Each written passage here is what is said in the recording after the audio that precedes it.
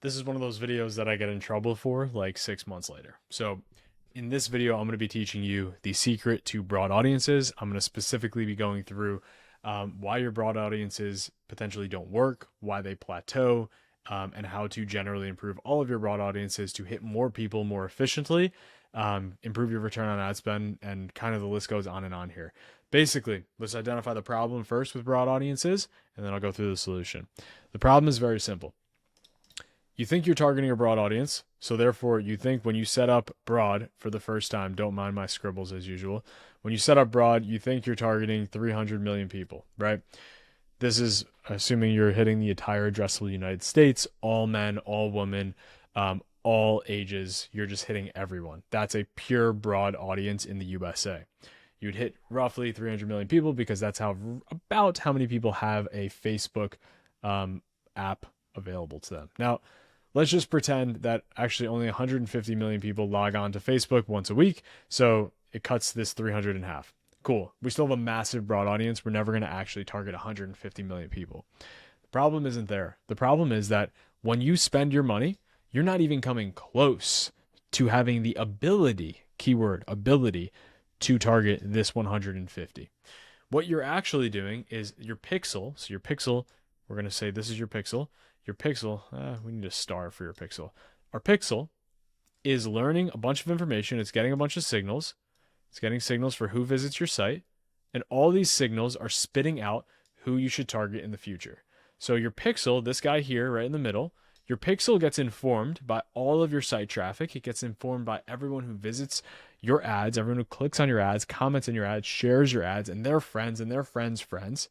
And it says, okay, we know that this kind of a person is likely to interact with this ad. So therefore, let's find more people like these. So what really winds up happening, and I'm trying to break this down as simply as possible. What really winds up happening is you have very similar people in pockets like this. So we're calling these people. The pixel learns from these people, and then it spits out new, different people that look like these people here. But what winds up happening over time is that as you continue to run ads, as you increase spend, you do not increase your reach. Reach is the unique amount of people that you interact with. Period. End of story. It is one of the most simple, most common metrics. I don't want you to get confused between reach and impressions. Impressions are how many times you touch anyone. So for example, if you get your ad in front of 100 people, right? These are 100 impressions. Excuse me. I botched my own example here. If you show your ad to 100 people, those are 100 people reached. But if each person saw your ad 5 times, then your total impressions is 500. Okay? So this would be impressions. This is your reach. Your frequency is this 5 here. Frequency is 5 because frequency is literally impressions divided by reach. So what winds up happening as you continue to spend more, almost everyone can see this in their ad accounts as they spent a lot, is your spend, which we'll identify in green, your spend goes up. It doubles, right? So you just steadily increase your spend. This was, $100 a day. This is $200 a day and so on. You continue to increase your spend. But what happens is you would think as you increase your spend, your reach, which is right here, which we're going to identify in red, your reach, you would think what it would do is your reach would just stay on the same arc as your total spend, right? They would be correlated. They'd be very close. However, what winds up happening is you at first experience the lift because you're finding people that are addressable to you. And then steadily over time, your reach begins to slowly plateau. Now, if you keep spending and keep spending, you will never purely plateau. Like you're never going to run out of people unless you're spending hundreds of thousands of dollars per day. But eventually what winds up happening is it's harder to reach the next person.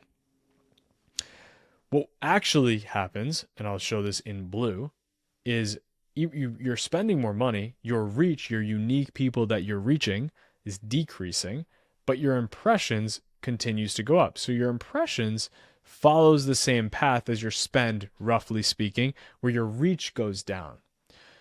This is a huge problem because this could happen to a lot of brands at just like 50,000 people, 100,000 people. That's very, very little. You need to be impressing millions of people every single day to get your brand well known. How do we solve this problem? How do we solve this delta right here? It's actually not that complicated. The way that we solve this problem is we get different people outside of this group, different people outside of this group right here to see our ads for the first time. When different people see our ads for the first time, which I'm marking in black, these are new people, then the pixel, which stays the same, spits different new people out. Different from the group before that I've labeled in black. Now they're red. So we need different inputs going into the pixel to get different outputs from our audiences. Who cares? Why does this even matter? Well, I think you know why it matters, but what does this have to do with broad? Basically, your broad audience, in very simple terms, despite saying on the label that it's going to target 300 million people, it's probably targeting a very, very small percentage of these 300 million people. In fact, that percentage might be as much as 1% of this 300 million people at maximum. So how we solve this is we combined interest groups with top winning ads into our setups. Now, I've showed everyone this probably 1,000 times here already, and I'm sure you're going to watch the setup video for all of this.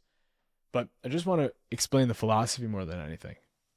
The way that we do this in our structure, our M3 structure, is within our prospecting CBO, in addition to all the broads that we have labeled here, we also have our interest labeled here on the bottom.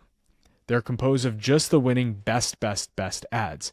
So now we have the best ads going to completely new people, and then those new people then informing the pixel and therefore spitting back new folks that we could potentially target in the future, gaining more reach.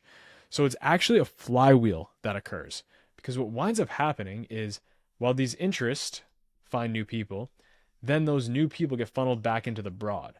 So let's go back to where we were before, back to my crappy drawings over here.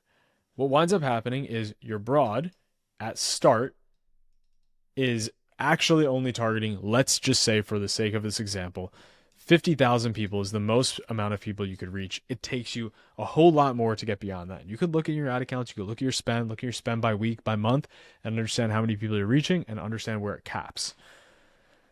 Let's say it hits 50,000 people, and maybe you can push it up to 55. Maybe you really spend a lot, you push it up to 75, but you really can't get out of this range, 50 to 100,000 people. What happens is you run an interest group.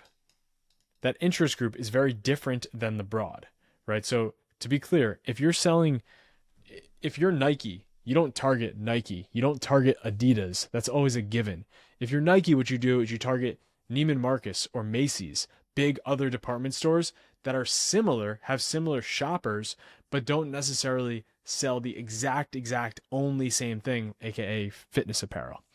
So you have an interest group. This interest group targets new people. We're just going to say new people in general.